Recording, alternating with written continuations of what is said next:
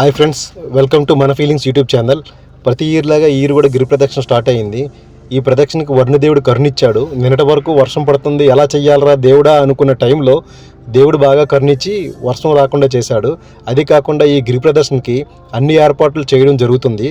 చూడండి, ప్రజలు కూడా ఎంత కోఆపరేట్గా వాళ్ళ తరపు నుంచి వచ్చి గిరి ప్రదర్శన చేసే వాళ్ళకి అన్ని ఏర్పాట్లు చేస్తున్నారు.